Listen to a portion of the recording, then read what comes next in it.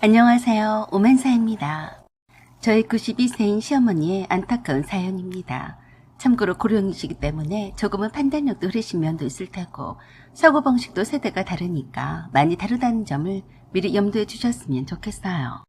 저희 친정아버지가 위암으로 발병을 하신 지 6년이 지나서야 하늘나라로 가셨어요.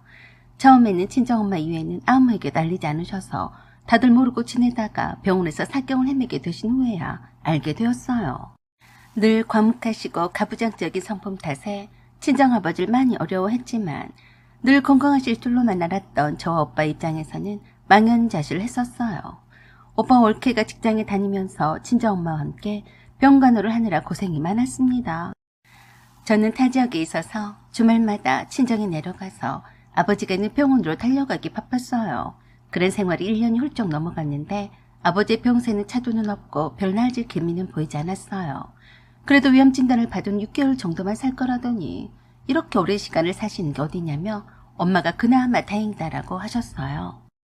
매주 금요일 저녁에 시외버스를 타고 친정에 내려가는 일이 반복이 되다 보니 주말에 있는 시댁 행사에는 늘상 빠지게 되었어요.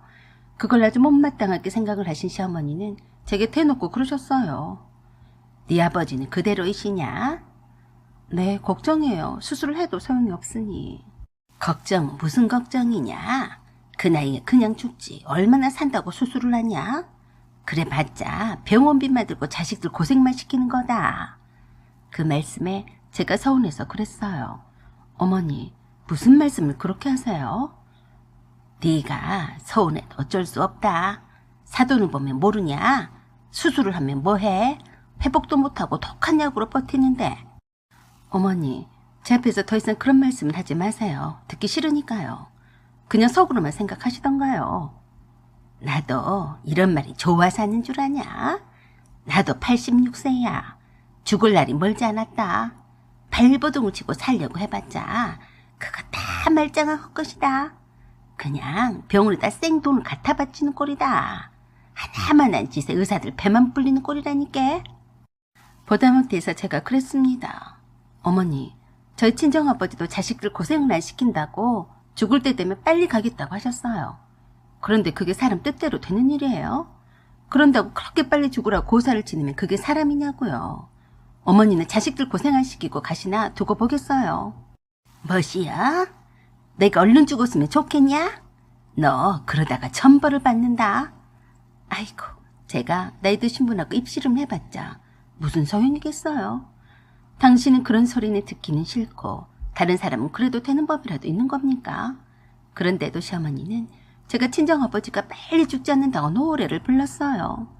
그래서 제가 시어머니가 꼴도 보기 싫어서 안 보고 산 지가 꽤 되었어요. 친정아버지가 돌아가신 뒤로도 웬만하면 시어머니를 뵈러 가는 것을 꺼려 했습니다. 그것을 아셨던 시어머니도 저에게 불만이 많으셨어요. 틈만 나면 형님과 식구들 앞에서 제 욕을 엄청 하신다고 들었어요. 하루 이틀의 일이 아니라서 그런 일로 제가 일희일비를 하지를 않았어요. 효자인 자식들 덕에 속에 있는 말을 다 쏟아내야만 직성이 풀렸던 시어머니가 그 맛에 스트레스 다 풀고 사셔서 건강하셨으니까요. 그래도 그 연세에 병원에 한 번 안 가시고 그 흔한 골다공증이나 큰 병도 없으시니까 건강에는 자신이 있어 하셨으니 다행이었죠. 시어머니에게는 딸이 둘이나 있었고 며느리도 둘씩이나 있어서 늘 자신만만하고 거칠 것이 없었어요. 시누들도 여느 시누들처럼 미운 짓은 별로 하지 않는 편이었고 웬만한 것은 애교로 봐줄만 했습니다. 하지만 그렇게 나쁘지 않았던 관계가 틀어지게 되어버린 결정적인 계기가 있었어요. 시어머니의 구순이 다가오면서 시누이가 그 일을 의논하자며 밖에서 만나자고 연락을 해왔어요. 언니, 엄마 구순이 다가오잖아요. 그 일로 만나서 얘기를 나눴으면 하는데요. 아, 그래요? 그런데 제가 봉사를 가는데요. 나 빼고 서로 만나요. 결과에 따를 테니까. 그래요? 알았어요. 그리고 당일 저녁에 큰동생 형님한테서 전화가 왔어요. 동서, 우리끼리 얘기를 해봤는데 아가씨들 말로는 어머니가 잔치가 뭐 별거 있냐며 다 쓸데없다고 하시면서 돈을 달라고 하셨다네. 돈이요? 어머니가 돈을 쓰실 데가 어디 있다고 그러실까요? 그러게 말이네. 효도는 돈이 최고라고 하셨대. 맨날 드리는 돈인데 왜 그러신대요? 그래도 구순이니까 다 같이 모여서 밥도 먹고 사진 한 편도 찍어야죠. 사실 어머니 연세도 많으셔서 언제 돌아가실지도 모르는데 나중에 후회가 될 거예요.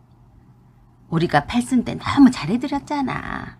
잔치하고 친척들 초대하고 다 남들 좋은 일만 시켰다고. 차라리 그럴 돈 있으면 달라고 하셨대. 그래요? 그래도 한 번뿐인데 괜찮을까요? 어머니가 나이가 들어서 뭐 갖고 싶은 것도 없으니까 선물 하나도 필요가 없고 돈으로만 투둑이 주면 그걸로 복지관의 동생들한테 한 번씩 밥도 사주면서 지내시겠대. 그래도 복지관에서 제일 나이가 많으신데 그냥 넘어갈 수는 없잖아요. 그런데 어머니가 그렇게 남들한테 생돈을 쓸 필요가 없다고 그러시네. 그러자고 하니까 뭐 어쩌겠나. 참 거시기 하더라고요. 왜냐하면 시어머니가 다니신 복지관에서 제일 나이가 많으셔서 한 번씩 동장이나 동에 관련된 분들이 찾아와서 인사도 하고 과일도 전해주고 떡도 줘서 잘 먹었다고 자랑도 하셨거든요. 물론 거기 계신 어르신들과 함께 같이 드시라고 그랬겠지만 그래도 그렇게 챙겨주고 어르신 대우를 해주는 게 자식들 입장에서는 고맙지 않겠어요. 그래서 시어머니가 고순일 때는 복지관에서 작게나마 잔치를 해드리자고 형님과 의견을 나눴었거든요. 하지만 그런 거 다 필요가 없다며 떡 한 조각씩 돌리면 된다고 하셨다니까 뭐 어쩌겠어요. 그러면서 그러셨다네요. 동서, 그런데 어머니가 아가씨한테 그러셨다는데 500만 원씩 달라고 하셨대. 네? 500만 원이나요? 그랬다네. 그 돈을 다 어디에 쓰려고 그러시냐고 하니까 나이가 들수록 돈주머니가 무거워야 든든하다고 하셨대. 그래서요? 처음에는 너무 많다고 못 드린다고 했다가 시어머니가 삐져서 그러시더래.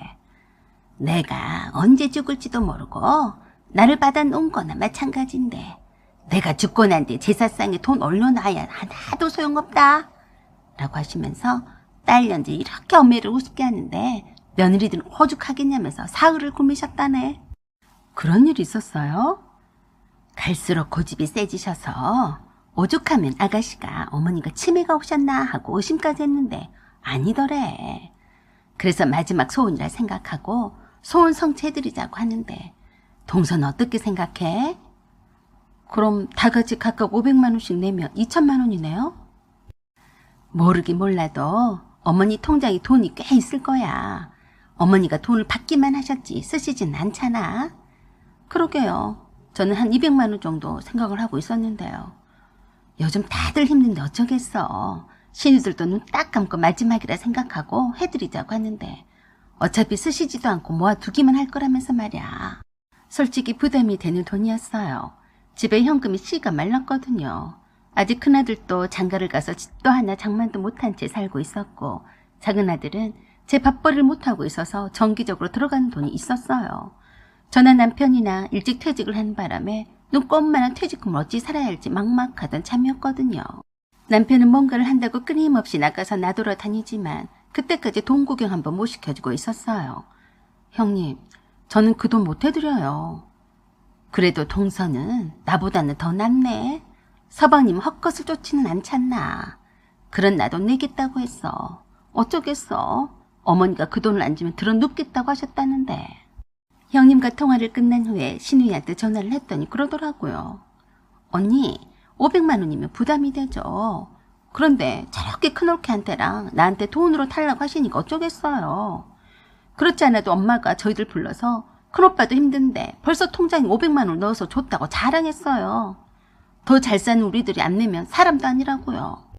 그래서 남편과 의논을 한 후에 남편이 아주버니랑 만나야겠다며 연락을 했더니 저희 집에 잠깐 들으시겠다고 하셔서 오셨어요.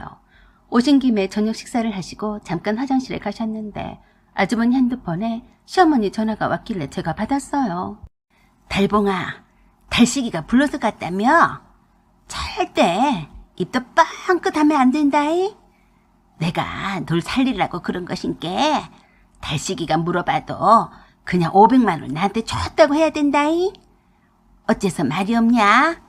달숙이랑 다리도 내가 잘 꼬셔놨는데 네가 거기다 대고 500만 원 나한테 준 적이 없고 내 돈으로 통장에 찍었다고 하면 그 여시 같은 것이 난리를 칠 것이여. 어여, 말 좀 해봐야. 달식이가 행여라도 돈이 없다고 하면서 안 내놓을지도 모르니까 너는 그냥 아무 소리 하지 말고 500만 원을 나한테 줬다고 하면 다 따라 살 것인께. 그러면 네가 진 빚도 어느 정도 갚을 수 있지 않겠냐? 다 너를 살리려고 그런 것인께 내 말대로 해라잉. 그래서 제가 그랬어요. 어머니, 500만 원씩 뜯어내서 아주버니한테 주려고 그러신 거예요? 어메, 너 누구야? 저요, 봉식이 엄마예요. 뭐시여? 네가 뭔데 내 아들 전화를 받냐? 그게 문제예요. 500만 원 꿈도 꾸지 마세요. 그리고 구순잔치도 꿈도 꾸지 마시고요. 라고 하고 끊어버렸어요. 그리고 통화 내용을 녹음한 것을 시누이들한테 보냈습니다. 화장실에서 나와서 이 광경을 다 보고 있던 아주버니도 일실직고를 했어요. 형님도 모르는 일이고 아주버니만 알고 있었다더라고요. 형님은 아주버니가 주식과 가상화폐로 적지 않은 돈을 날린 것을 모르고 있다고 했어요. 그 일로 인해서 그나마 형제간에 적당히 오해가 있었는데 사이가 완전히 틀어져 버렸어요. 시누이들이 시어머니 그런 행동을 묵인했던 아주버니의 말을 믿지 않았어요.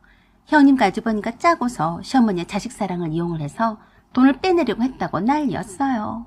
시어머니는 시어머니대로 제가 시누이들에게 녹음 파일을 보냈다고 욕을 다 하셨어요. 시어머니가 장남의 빚을 조금이라도 갚아준답시고 500만 원씩 삥을 뜯어서 아주버니에게 몰래 주려고 했는데 들통이 나버렸으니 저 때문이라며 저를 미워 죽고 못 살았어요. 시누이들은 시누이들대로 그동안 시어머니께 드렸던 용돈이며 생활비들을 다 아주버니와 형님의 호주머니에 들어갔다며 더 이상 땡전 한 푼도 못 드린다고 선언을 해버렸어요. 그 일 때문에 아주버니와 형님 간에도 싸움이 잦아지게 되었는데요. 두 분이 결국엔 이혼까지 하게 되었어요. 가족 간의 전쟁이 난 통에 구순잔치가 웬 말인가요? 장남에게 돈을 몰아주려다가 자식들 간에 쌈질만 시키고 장남 이혼까지 당하고도 장남한테 좋은 소리도 못 듣게 되었으니 화병인지 어쩐지 몸져 누우셨어요. 시누이들은 그것도 꾀병이라며 한동안 시어머니를 찾아뵙지 않았습니다.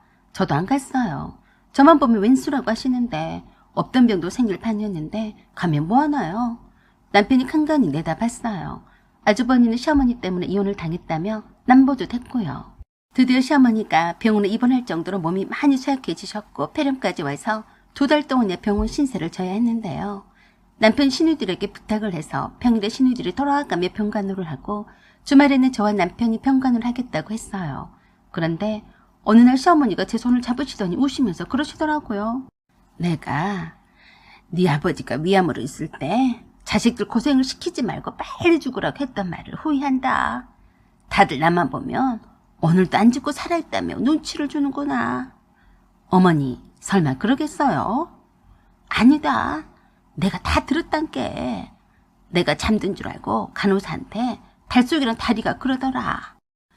우리 엄마가 감기로 입원을 했는데 왜 갈수록 더 상태가 나빠져요?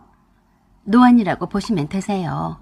폐렴으로 진행되어서 약물을 투여해도 그 부작용을 못 견디시니까 저 상태로 계속 사실 수도 있어요. 뭐요? 그럼 우리는 어떻게 살아요? 좋아지든지 해야 믿고 병간호도 할 게 아니에요. 글쎄요. 환자분보다 가족분들이 더 힘들죠. 지금 태어나면 바로 돌아가실지도 모르니까 태어나면 위험한데 그냥 저 상태로 오래 계시다가 가신 분들도 봤어요. 뭐라고요? 아휴, 가망이 없다면 이젠 사실 만큼 사셨으니까 그냥 가시는 게 더 낫겠네. 라고 하며 노인은 엄마보다 자신들 처지를 더 비관했다네요. 그래서 속으로 시어머니께 그랬어요. 어머니, 누구 속으로 낳은 자식인데 그러세요? 딱 그 어머니의 그 딸이네요. 그래도 불쌍한 시어머니를 보니까 참 안 됐던 생각이 먼저 앞섰네요. 사연은 여기까지입니다. 감사합니다.